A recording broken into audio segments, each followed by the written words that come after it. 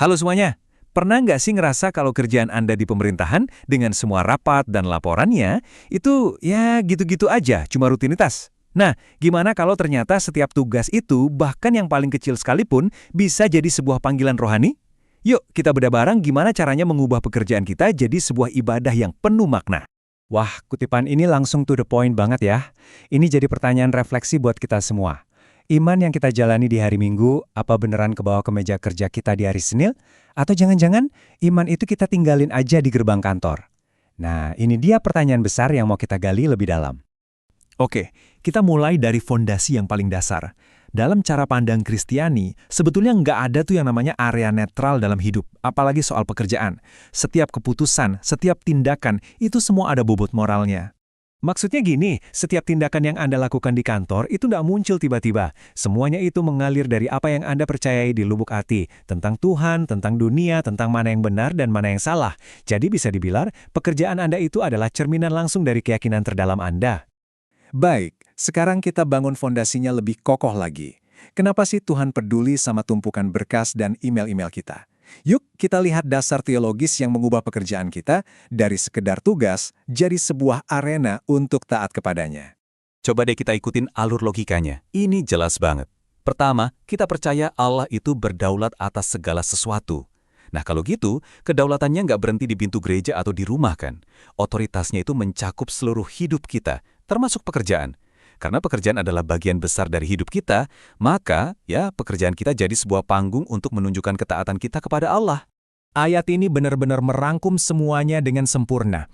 Perhatiin deh, standar kita itu bukan lagi atasan, bukan target kinerja, atau apa kata orang. Standar tertinggi kita adalah Tuhan sendiri. Ini level ekspektasi yang jauh-jauh di atas apapun yang bisa diminta oleh manajer manapun. Dan ini nggak cuma berlaku buat kita secara pribadi loh, tapi juga untuk institusinya.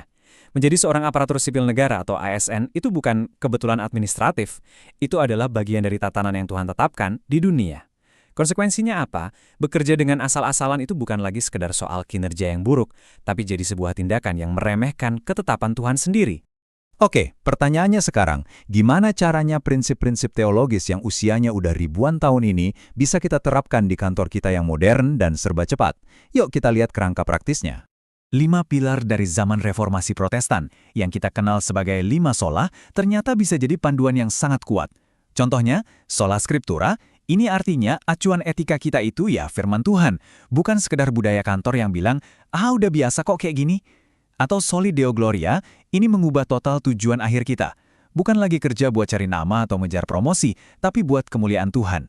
Setiap prinsip ini bisa mengubah cara kita memandang pekerjaan secara radikal. Oke, tadi kita sudah bicara soal konsep-konsep teologi yang besar. Sekarang, mari kita tarik itu semua ke dunia nyata, ke dalam daftar pekerjaan harian Anda. Gimana semua ini mengubah cara Anda bekerja dari pagi sampai sore? Pergeseran cara pandang ini dampaknya luar biasa loh. Mungkin kita sering lihat pelanggaran-pelanggaran ini sebagai masalah administrasi kecil. Tapi dalam kerangka teologis, bobotnya jadi beda banget. Memalsukan absensi misalnya. Itu bukan lagi sekedar mengakali sistem, tapi jadi sebuah tindakan berdusta di hadapan Tuhan. Berat kan? Coba kita lihat lebih detail ya. Soal disiplin waktu, itu jadi sebuah pernyataan teologis bahwa kita mengakui siapa pemilik waktu kita sebenarnya. Soal kejujuran dalam laporan, itu bukan lagi tentang menghindari audit, tapi tentang menghormati Tuhan yang membenci kecurangan. Dan soal kesetiaan sejati, nah itu justru teruji bukan pas atasan lagi ngawasin, tapi pas nggak ada satu orang pun yang lihat. Semua ini akhirnya mendorong kita buat melihat lebih jauh, melampaui sekedar jenjang karir atau ngumpulin dana pensiun. Sebenarnya apa sih tujuan akhir dari semua kerja keras kita ini? Ini pertanyaan refleksi yang penting banget. Coba deh tanyakan pada diri sendiri, apa sih mesin penggerak utama karir Anda? Apakah itu ambisi pribadi? Atau sebuah kerinduan yang tulus untuk merefleksikan karakter Tuhan, keadilannya, keteraturannya, integritasnya, lewat pelayanan publik yang Anda kerjakan? Nah, penting juga untuk kita ingat ya, nilai-nilai seperti disiplin dan integritas ini kan sebetulnya bukan cuma milik satu kelompok aja. Ini adalah pilar-pilar yang menopang sebuah peradaban yang sehat. Ini adalah kebaikan bersama yang kita semua, apapun latar belakang kita, sama-sama perjuangkan. Perbedaannya mungkin terletak pada fondasinya. Bagi seorang Kristen, ada yang namanya dasar transenden untuk perilakunya. Maksudnya, alasan untuk berintegritas itu nggak akan goyah hanya karena situasi atau budaya kerja lagi nggak mendukung. Kenapa? Karena standarnya ditetapkan oleh pribadi yang berada di atas kita semua, yaitu karakter Tuhan sendiri yang tidak berubah. Mari kita pakai metafora yang kuat ini. Coba bayangkan meja kerja Anda, lengkap dengan komputer dan tumpukan berkasnya.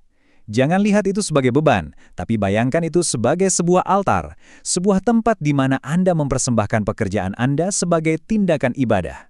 Ini dia inti dari semua pembahasan kita. Audiens utama Anda, penilai sejati Anda, cuma ada satu, Tuhan yang senantiasa melihat.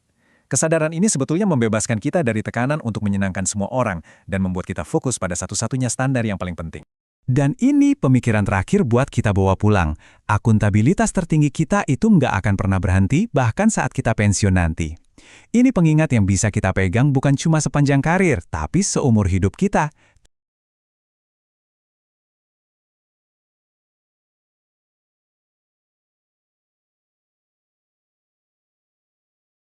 Pernah kepikiran nggak sih, kerjaan kita di pemerintahan dengan semua rapat dan laporannya, rasanya kok cuma rutinitas aja?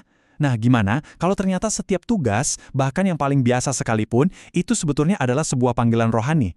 Dalam pembahasan kali ini, kita akan mengupas sebuah gagasan yang cukup radikal, bagaimana mengubah meja kerja Anda menjadi sebuah altar. Oke, kita mulai dari pertanyaan utama ini ya. Coba deh, lihat meja kerja Anda sekarang.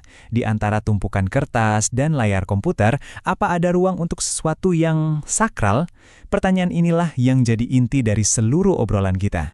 Kita masuk ke bagian pertama. Di sini kita akan coba bongkar tembok tak terlihat yang sering banget kita bangun antara iman dan pekerjaan.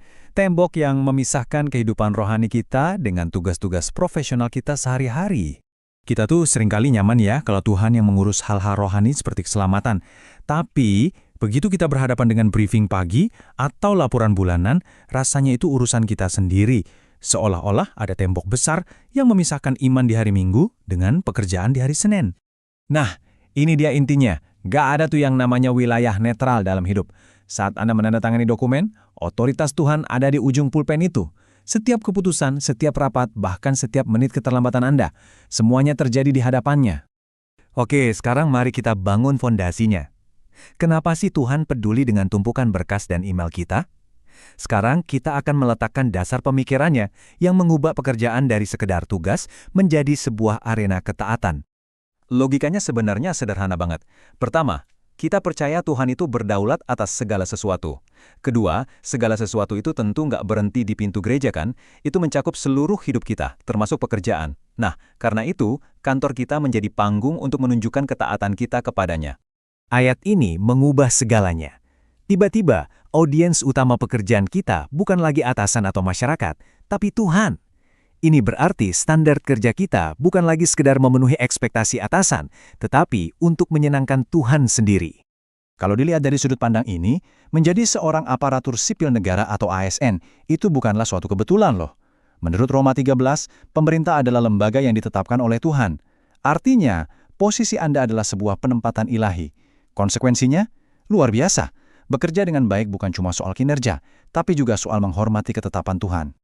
Oke. Mari kita lanjutkan. Bagaimana sih cara menerapkan gagasan-gagasan besar ini dalam tugas-tugas kita yang praktis dan sehari-hari sebagai seorang abdi negara? Gimana wujudnya di dalam daftar pekerjaan harian Anda? Slide ini menarik banget karena membingkai ulang pelanggaran kerja. Datang terlambat bukan lagi sekedar melanggar aturan absensi, tetapi jadi salah mengelola waktu milik Tuhan.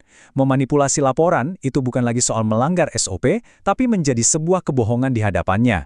Bobotnya jadi sangat berbeda kan? Bahkan, 5 sola dari zaman reformasi bisa jadi panduan di kantor. Misalnya, Soli Deo Gloria, untuk kemuliaan Tuhan semata. Ini mengubah tujuan kita dari mengejar promosi menjadi memuliakan Tuhan dalam setiap tugas. Setiap prinsip ini bisa mengubah cara kita bekerja secara radikal. Nah, pergeseran cara pandang ini pada akhirnya mendorong kita untuk melihat lebih jauh, melampaui sekedar jenjang karir atau mengumpulkan dana pensiun. Ini tentang memiliki visi yang lebih besar dari sekedar diri kita sendiri. Slide ini dengan jelas menunjukkan pergeseran ambisi. Pertanyaan kita bukan lagi gimana caranya saya bisa naik pangkat, tetapi menjadi bagaimana pekerjaan saya bisa mencerminkan karakter Tuhan, seperti keadilan, keteraturan, dan integritas. Jadi, pada akhirnya, warisan yang kita tinggalkan bukanlah jabatan di pintu ruangan. Warisan yang sejati adalah karakter yang kita tunjukkan setiap hari di meja kerja kita. Keadilan, keteraturan, dan yang terpenting, integritas. Penting untuk diingat ya, meskipun motivasinya teologis, hasilnya itu bersifat universal. Integritas, keadilan, dan keteraturan adalah pilar bagi masyarakat yang sehat. Ini tentang kebaikan bersama yang kita semua perjuangkan. Perbedaannya ada pada fondasinya. Dasar transenden berarti standar benar dan salah itu mutlak, nggak berubah-ubah tergantung opini, budaya, atau bahkan tekanan atasan. Inilah yang memberi kita kekuatan untuk berintegritas, bahkan saat tidak ada yang melihat. Kutipan ini benar-benar merangkum segalanya. Kesadaran bahwa kita bekerja di hadapan Tuhan yang selalu melihat, membebaskan kita dari tekanan untuk menyenangkan semua orang. Kita jadi fokus pada satu-satunya standar yang benar-benar penting. Sebagai penutup, mari kita sama-sama renungkan pertanyaan ini. Jika iman kita tidak mengubah cara kita bekerja, apakah iman itu benar-benar telah mengubah kita? Ini adalah pertanyaan yang menantang, tapi juga memberikan tujuan yang luar biasa dalam pekerjaan kita sehari-hari. Terima kasih sudah menyimak.